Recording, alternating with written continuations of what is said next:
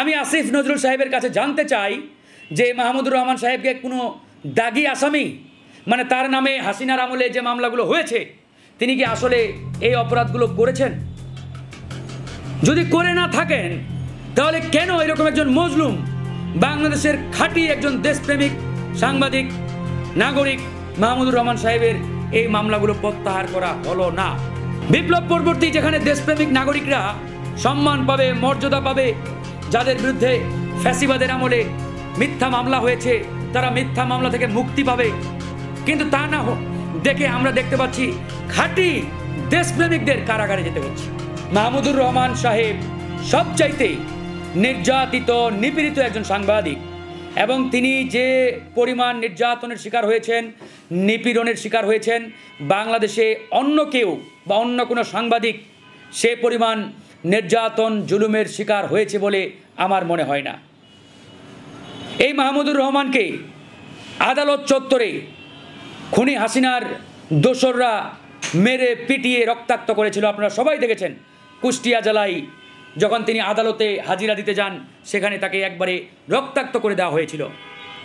এই মাহমুদুর রহমান সাহেব আজকে বাংলাদেশে তিনি আদালতে গিয়ে আত্মসমর্পণ করার উদ্দেশ্যে গেলেন। আজকে আদালতের উচিত ছিল মাহমুদুর রহমান সাহেবকে সসম্মানে জামিন দিয়ে তাকে তার অধিকারটুকু ফিরিয়ে দেওয়া। এখন আরেকটি বিষয় আমরা ইতিমধ্যেই দেখতে পাচ্ছি যে বর্তমান সরকারের আইন উপদেষ্টা ডক্টর আসিফ নজরুল তিনি অসংখ্য মামলা ইতিমধ্যে প্রত্যাহার করেছেন অনেকের, এমনকি আমাদের সরকার প্রধান ডক্টর মোহাম্মদ ইউনূস সাহেবের বিরুদ্ধে আওয়ামী লীগের আমলে যত মামলা হয়েছিল প্রত্যেকটি মামলা প্রত্যাহার করা হয়েছে।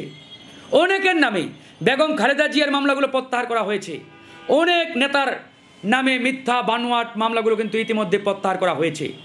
কিন্তু মজলুম সাংবাদিক মাহমুদুর রহমান সাহেবের বিরুদ্ধে যে মিথ্যা মামলাগুলো এই মামলাগুলো কেন প্রত্যাহার করা হলো না? আমি আসিফ নজরুল সাহেবের কাছে জানতে চাই যে মাহমুদুর রহমান সাহেবকে কোনো দাগি আসামি মানে তার নামে হাসিনার আমলে যে মামলাগুলো হয়েছে তিনি কি আসলে এই অপরাধগুলো করেছেন? যদি করে না থাকেন তাহলে কেন এরকম একজন মজলুম বাংলাদেশের খাঁটি একজন দেশপ্রেমিক সাংবাদিক নাগরিক মাহমুদুর রহমান সাহেবের এই মামলাগুলো প্রত্যাহার করা হলো না? আসিফ নজরুল সাহেব কেন মামলা প্রত্যাহার করলেন না তার নামে বিরুদ্ধে মামলাগুলো? কেন তাকে এই বয়সে দীর্ঘ অর্ধযুগ দেশে তিনি ঢুকতে পারেন নাই, ফিরতে পারেন নাই, বিদেশের মাটিতে ছিলেন, অর্ধযুগ পরে দেশে আসলেন, দেশে এসেই তাকে কারাগারে যেতে হলো? এই যে একটা কষ্টের জায়গা, এটা তো আমি মনে করি এই বিপ্লবের সাথে টোটালি একটা সাংঘর্ষিক একটা এই বিষয়টি আমার কাছে মনে হচ্ছে। বিপ্লব পরবর্তী যেখানে দেশপ্রেমিক নাগরিকরা সম্মান পাবে, মর্যাদা পাবে, যাদের বিরুদ্ধে ফ্যাসিবাদের আমলে মিথ্যা মামলা হয়েছে তারা মিথ্যা মামলা থেকে মুক্তি পাবে, কিন্তু তা না দেখে আমরা দেখতে পাচ্ছি খাঁটি দেশপ্রেমিকদের কারাগারে যেতে হচ্ছে। এর চাইতে কষ্টের জায়গার কি আপনারাই বলুন? আসিফ নজরুল সাহেব আইন সম্পাদক বা আইনমন্ত্রী, আইন উপদেষ্টা, তিনি কি জানতেন না? তিনি কি চিনেন না মাহমুদুর রহমান সাহেবকে? মাহমুদুর রহমান সাহেব কি তিনি জানতেন না আগে?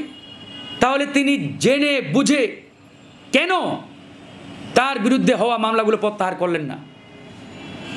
এই জায়গাটাতে আমাদের একটা বড় আপত্তি আছে, বড় ধরনের আপত্তি।